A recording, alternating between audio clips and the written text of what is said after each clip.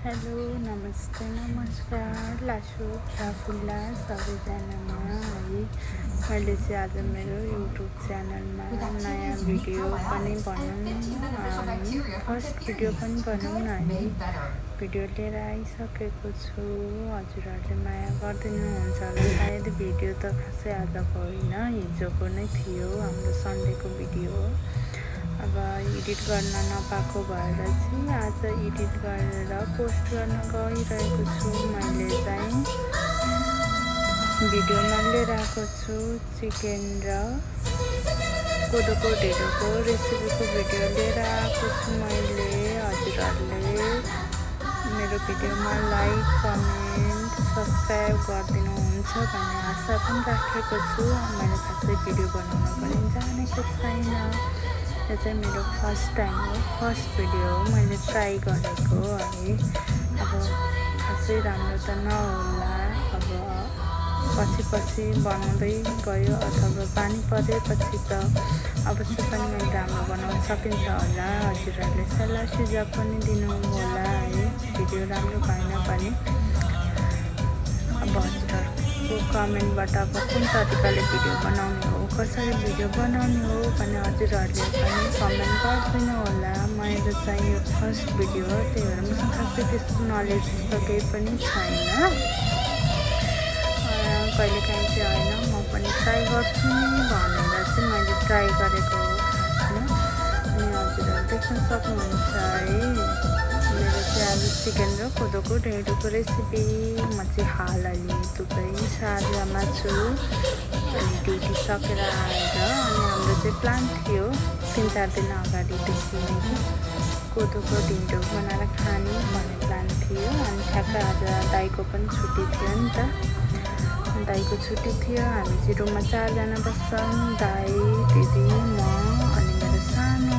अनि 4 जनामा अब कसैको पनि सेम टाइममा छुट्टी मिल्दैन, छुट्टी नमिलेको भएर अब सन्डे चाहिँ दाइको छुट्टी हुन्छ, सन्डे नै ढिँडो खाने भन्ने हामी प्लान गरेको थियौँ।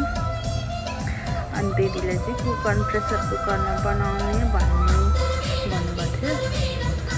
अनि मलाई खासै त त्यति साह्रो बनाउन त आउँदैन, हामी त नर्मली नै बनाउने हो है, आफूले घरमा जस्तो बनाउँछ त्यस्तै बनाउने हो।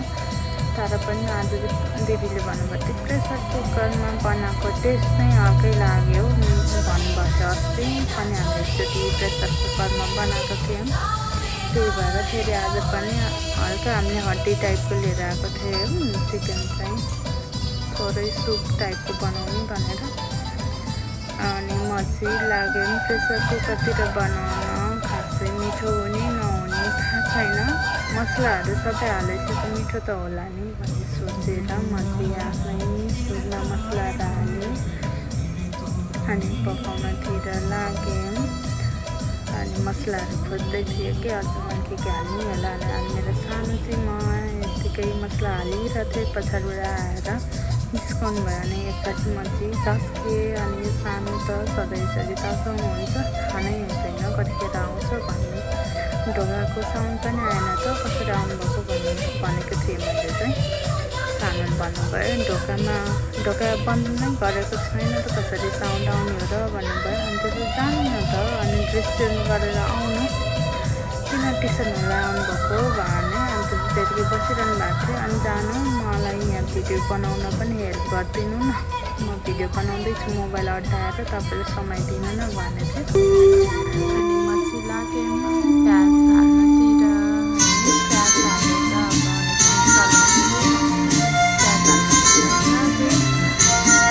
प्याज टमाटर धनियाँ मसला चाहिँ दाइले रेडी गरिदिनु भएको है। दाइले दुध पारेर रेडी गरेर रुममा जानुभयो म एक्लै पकाउँदै। अनि सानो आइसक्नु भएको थियो, सानो ड्रेस चेन्ज गरेर आउनु है, म भिडियो बनाउँदैछु, तपाईँ समय दिनु न भनेको थियो। अनि सानो चाहिँ रुमतिर जानुभयो टी-सर्ट लगाउनलाई। अनि म आफ्नै स्टोरमा पकाएर बसेँ, त्यही हो है।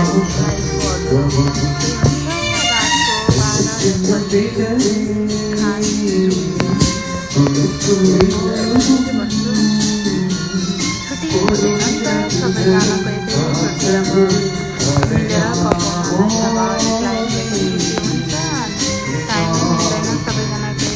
मेरो चाहिँ अलिक छिटो भएको भएर अनि छिटै आएर सन्डे दाइको पनि छुट्टी थियो अनि ढिलो खानु भनेर 2 दिन अगाडि नि सोचिरहेको बनाउँछु भनेर लाग्यो टमाटर हाल्न लाग्यो भिडियो भन्दैछु है। खासमा मैले पुरा सबै त भनेको छैन के राखेँ के राखेन भनेर यता अरू कुरा गर्दाखेरि पनि लाग्यो हजुरहरूमा त अलरेडी देखिरहनु भएको छ।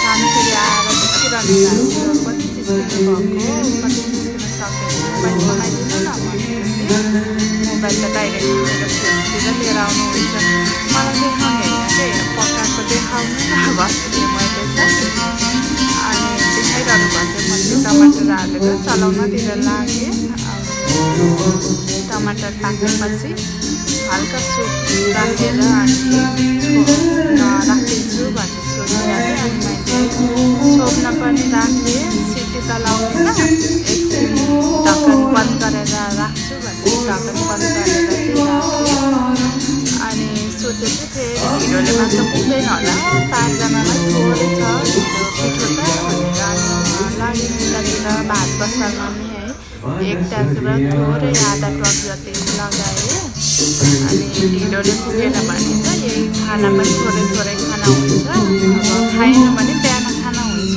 भनेर अनि मैले फेरि चामलको भात पनि बसाल्नतिर लाग्यो अरू बेला चाहिँ सधैँ राइस कुकरमा बसाल्थ्यौँ नि त खाना बनाउँथ्यौँ अनि आज चाहिँ प्रेसर कुकरमा नै बनाइदिन्छु दाल बनाउनु पर्दैन अनि त अलरेडी त्यो सुप छ नि त हल्का सुप रेडी बनाउने हो भनेर प्रेसर कुकरमै खाना बनाउन लागेँ।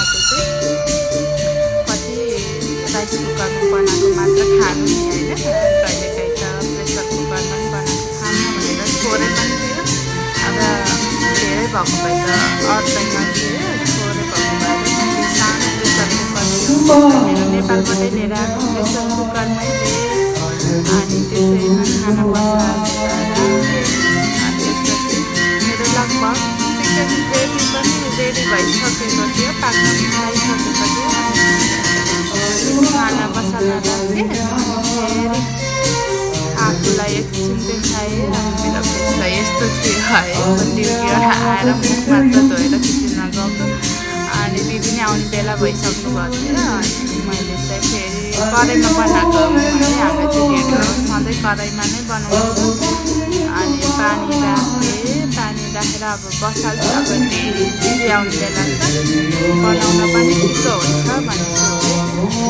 पानी बसाल्न राखेँ मैले अनि त्यसपछि हल्का त्यो ग्यास बालिदिएँ सानो गरेर बालेँ र छोडेँ किनभने फेरि एकैछिनमा उम्लेपछि त उम्लिहाल्यो नि त अनि पिठो पनि थोरै राखेको मैले चाहिँ अनि त्यति बेलासम्मलाई भनेर हल्का थोरै पिठो माथिबाट राखिदिएँ अनि छोडेँ अनि फेरि दिदी आउनु भयो फेरि के भन्नुहुन्छ म त बाहिर जाने काम छ भन्नुभयो फेरि अनि मैले ग्यास सानो गरेर छोडेँ अनि यता सब्जीमा चाहिँ धनिया राखेर अब चलाउँछु अनि किनभने पाकिसकेको थियो नि त धनिया हालेर अब चलाउँछु अनि छोडिदिन्छु भने अनि उता ढिँडो उम्लिन लागिसकेको थियो लगभग अनि त्यसो मेरो सानोलाई बोलाइराखेँ मैले चाहिँ सानो पानी उम्लिसक्यो रेडी भइसक्यो छिटो आउनु न